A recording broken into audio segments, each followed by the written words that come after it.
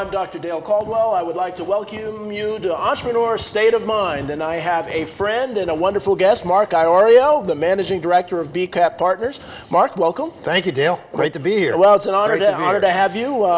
This is a wonderful new show that I love. And so tell me a little bit about your background. Where'd you grow up and how did you become an entrepreneur? Oh, wow. Gee whiz. Thanks for that. And first of all, I appreciate being on the show. I really do. And I'm your first guest. Yeah, it's an honor to have you. This is going to be a big show. So I grew up in Ewing Township outside of Trenton and, graduated from Ewing High School, 1975. Watched my dad work for rubber company, Acme Hamilton Rubber Company in Trenton, New Jersey. And always looked at, different things about, being in business, running a business. Right. And went to Trenton State College, played baseball there, coached baseball there, and was always busy, Dale. I had jobs from the time I started, being able to work at 9 years old until, through college. I probably worked in 17 or 18 places before I graduated from college. Love it. And, as a coach, as a baseball coach, I really love seeing kids develop, and they were only a couple years younger than I was. Graduated from there in '79, and then I went to work for a company called Circle F Industries, which is an electrical equipment company in Trenton. Been there for years, and within 3 months they were bought out by Sylvania, GTE Sylvania. Right. So I really fell into something big, and I thought it was a great opportunity for me. I got promoted a bunch of times, and I ended up in procurement. And just started having folks call on me, and this one fella called on me, and I really took a shine to him. I really liked Earl, and he was a college baseball player, played for the Cubs, and he and I really just hit it off, and he was working for a printing company.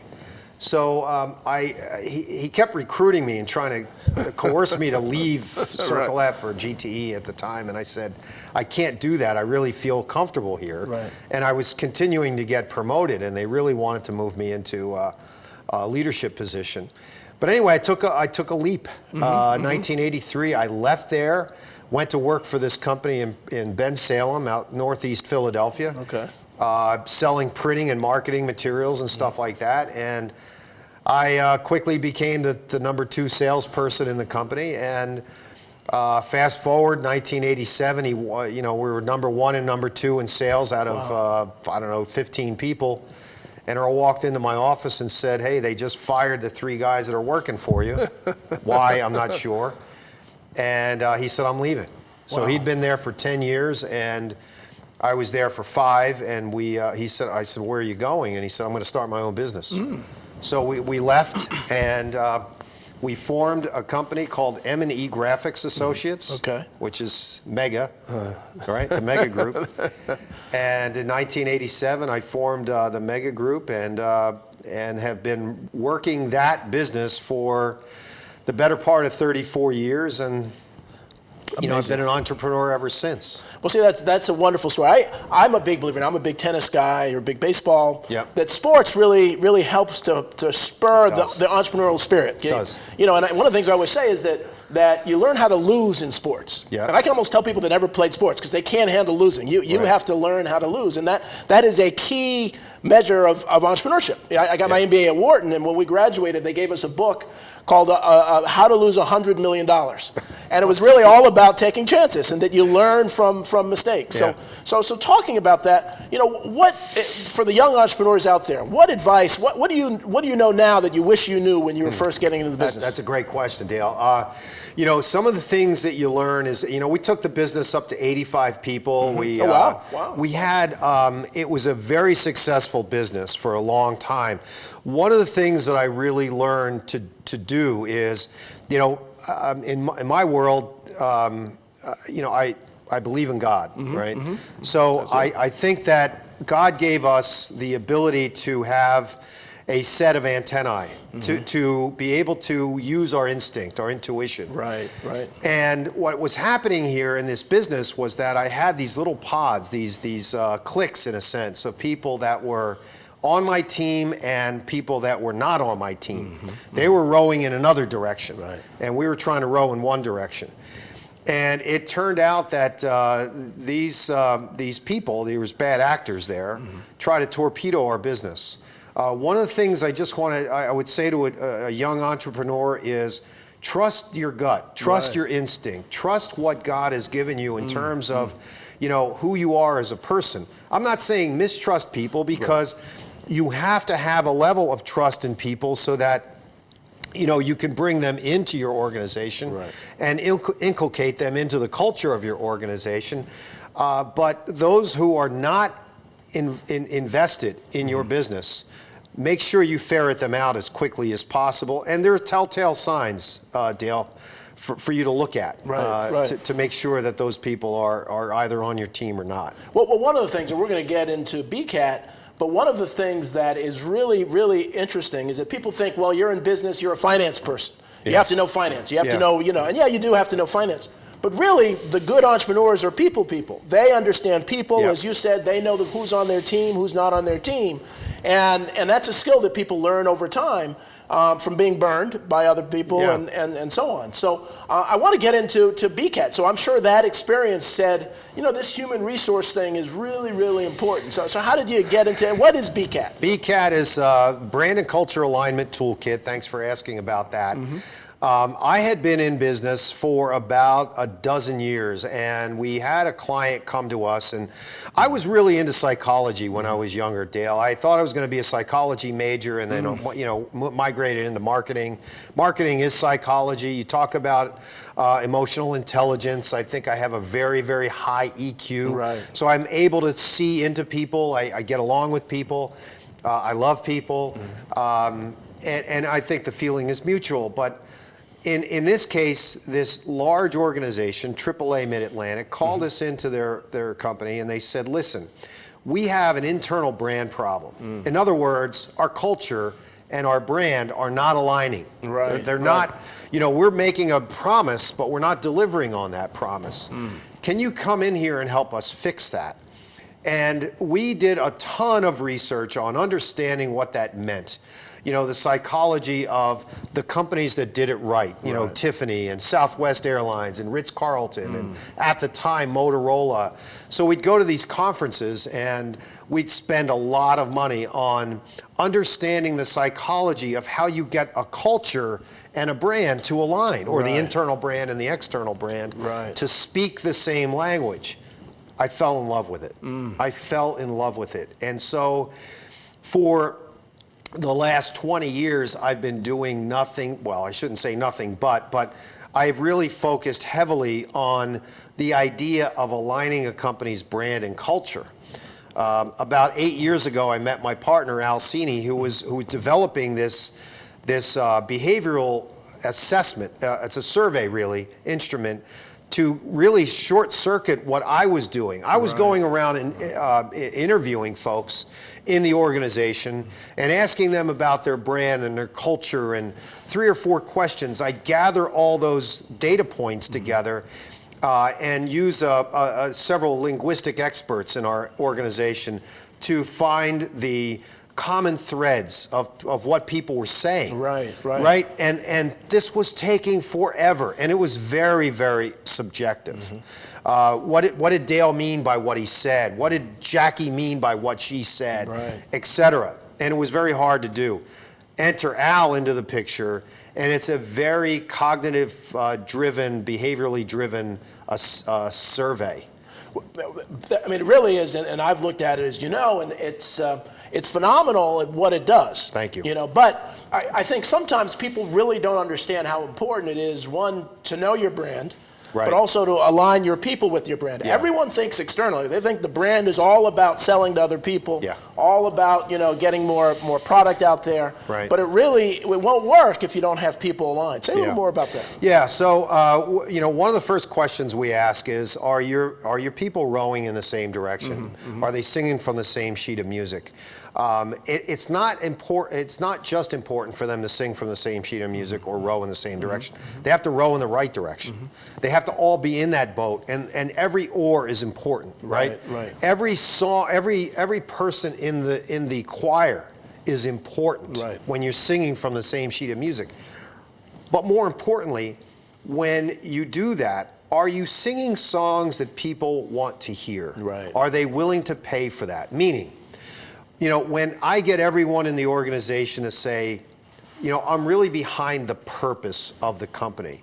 I feel as though it's here. It's in my soul. It's in my mind every day. Right. And I feel a part of a larger organization. That gets people to feel more engaged in the work they do, more productive with the things that they do every day, breaking down silos, breaking down those areas of passive-aggressive behavior, where all there is, I don't want to collaborate with so-and-so because it's my project, and I want everyone else to look at. BCAT breaks it all down because it's really about looking at the North Star in the organization and all going in that direction. And that's really the key. It's not just brand and culture aligned. People say, oh, that's really nice. It's kind of a soft skill. No, it's not. Not at all.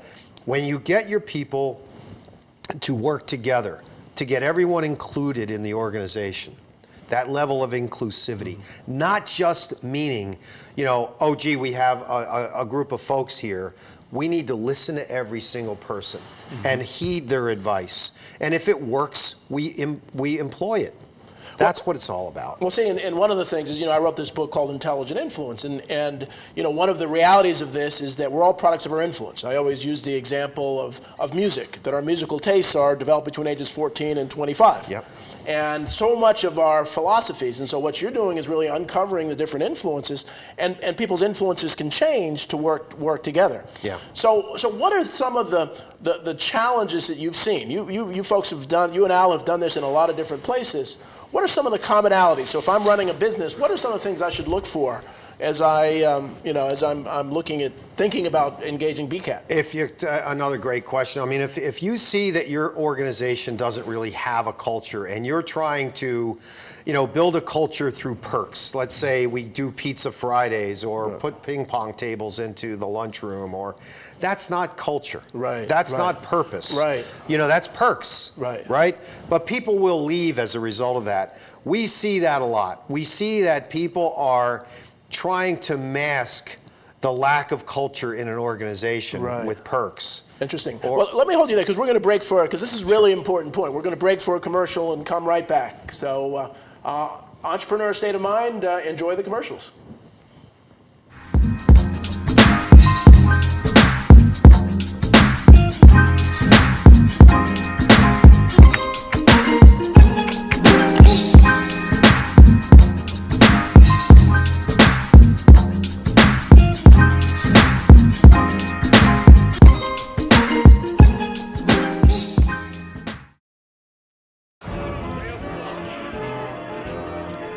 Boardwalks built for fun.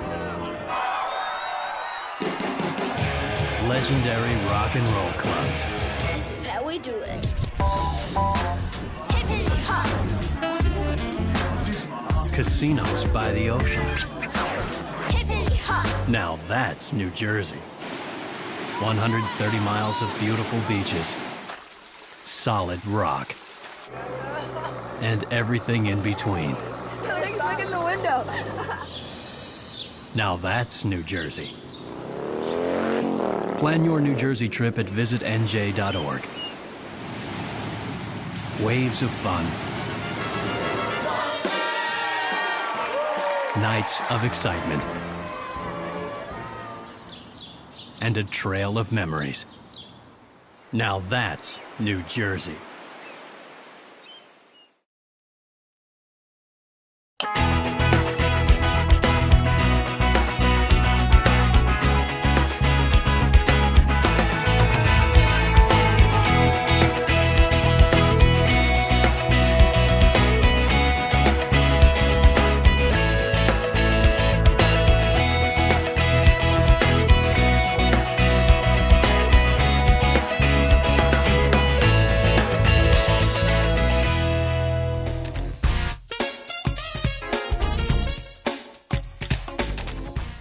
Welcome back to Entrepreneurial State of Mind. I'm Dr. Dale Caldwell with Mark Iorio from BCAT Partners, and we're just before the break, we were starting to talk about some of the Band-Aids that people put on to really, pizza every Friday and ping pong tables.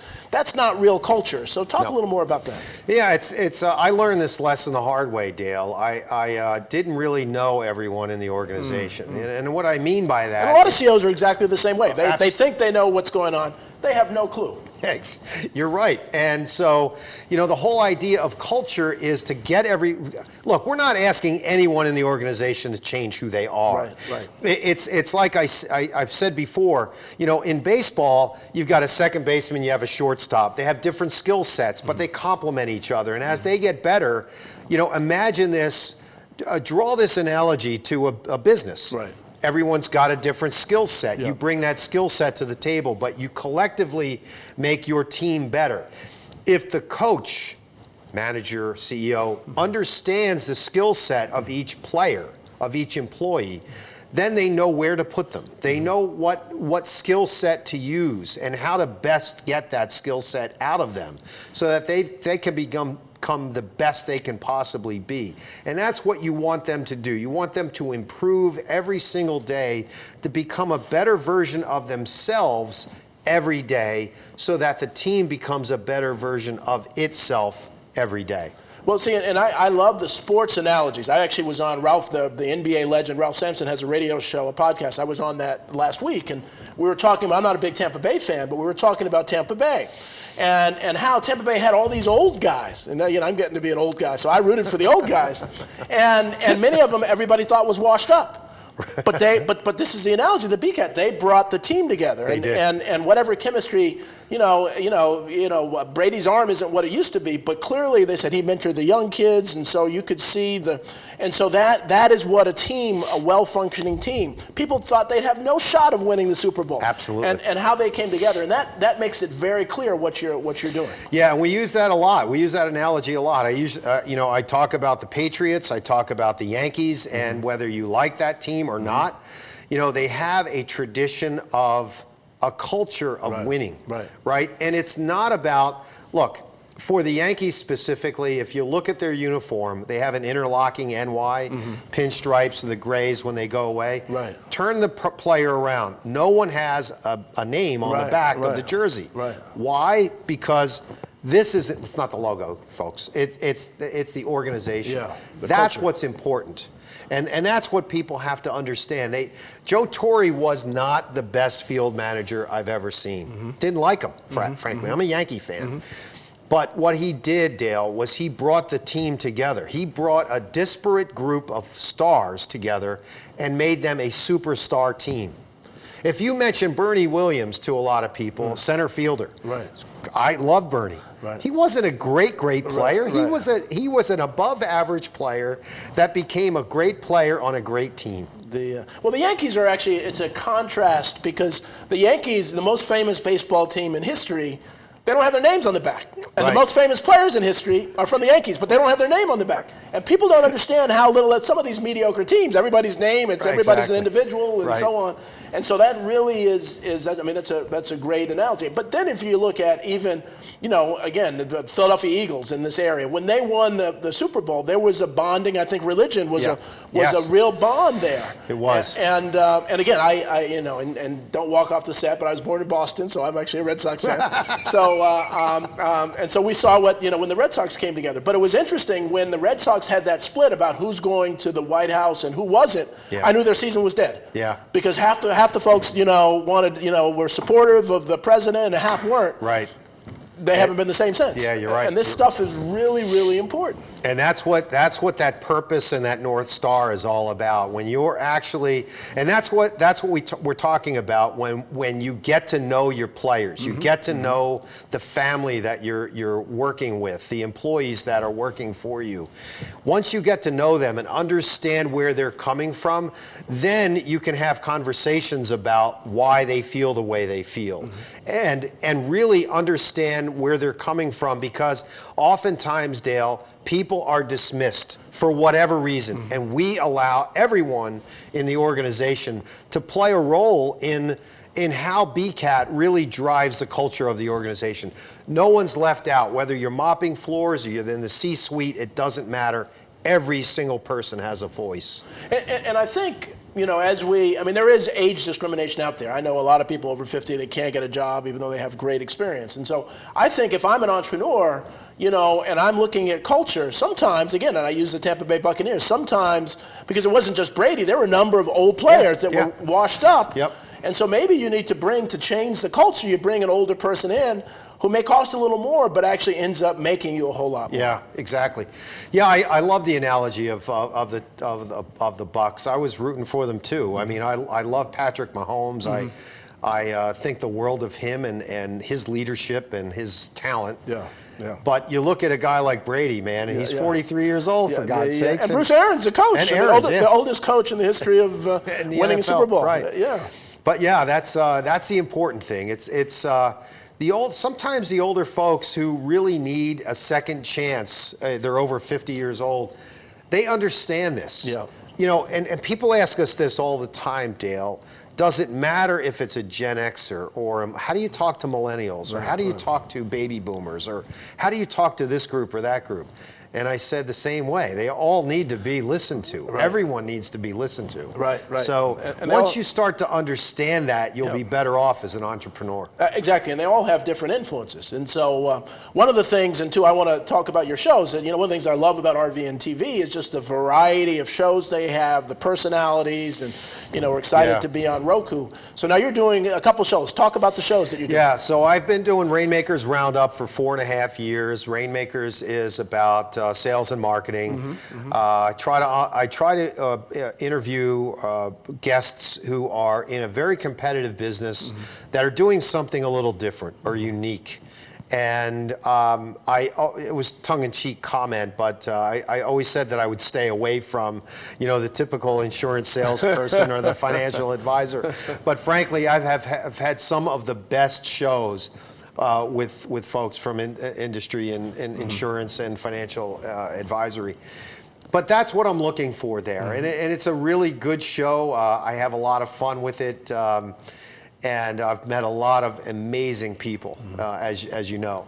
Yep. The other show is called Team Talk. Okay. And Team Talk is, I co-host that with Milton Corsi. Milton works for a company called Achieve Next, and he and I have partnered over the years with BCAT especially. It is about, we started out with diversity and inclusion as our topic, but it's become more of a cultural conversation, because a lot of times people don't understand what diversity is, what inclusion is. And so it really boils down to the culture of the organization, because culture is the soil that an organization grows from. And so if you have a good culture, good soil in the organization, the rest of what you do with regard to diversity and inclusion will be a lot easier to, to put into place. Absolutely, and that makes a lot of sense. And I do a lot of DEI training and other things. And so one of the reasons that I'm really excited about Entrepreneur State of Mind is I'm working on a project that is really starting to get some legs. It's called Entrepreneur Zones. Yeah. And the state of New Jersey, we got in the legislature, and I'm chairing this working group. And the idea is to create these zones, especially in economically challenged areas, where they provide tax credits and other things to get entrepreneurship to grow. And then job training. Yeah. And I'm thinking that maybe even BCAT could be part of that. And so right now we're talking in Atlanta and Philadelphia and Tulsa, Oklahoma, maybe Oakland, California, as well as 4 or 5 places in New Jersey, this idea of entrepreneur zones. Yeah. So to really kind of end poverty, because the way to end poverty is to support entrepreneurs. Yes, absolutely. And help them grow and create jobs in the community. So BCAT, let me ask you, what size businesses can take advantage of BCAT? Doesn't matter, Dale. We've done work with 2-person companies all the way up to 10,000-person companies, and it really matters. What really matters is finding the organization's purpose. Right. What you are, who you are, what drives you when you're, like I like to say, when your feet hit the floor in the morning. Right. What is really driving you to do what you do every day? Where's that passion coming from? And once you understand that, and BCAT helps identify that. Because we asked this question. Imagine your organization as though it were a single person doing its best work on its best day. Right. What does that look like? And we use word associations in there. And what I meant earlier by saying it's cognitively driven is that if we do a PET scan of someone's frontal cortex, there are actually quadrants in your frontal cortex that light up when you use certain words. And so when you describe your organization, you fit into a certain category. Right. Unlike DISC, where you're looking at, or Myers-Briggs, where you're looking at individuals, Right. this is looking at the organization. At the So team. it doesn't matter how large the organization is or how small the organization is. It really matters as to what the purpose of the organization is. And so, yeah, we can help small businesses, nonprofits, large businesses, mid-sized companies, doesn't matter. Wonderful, wonderful. We're at the end of time. These things always go so quickly. But Mark, it's just great to get to know you and Been BCAT fantastic. better. Thank you. And so please reach out online, look at BCAT, and it's something you should definitely take advantage of. So Thank you. So thanks for being my first official guest. We're going to have all sorts of celebrity guests over time. So take care. Thanks for watching Entrepreneur State of Mind, and we will see you next time.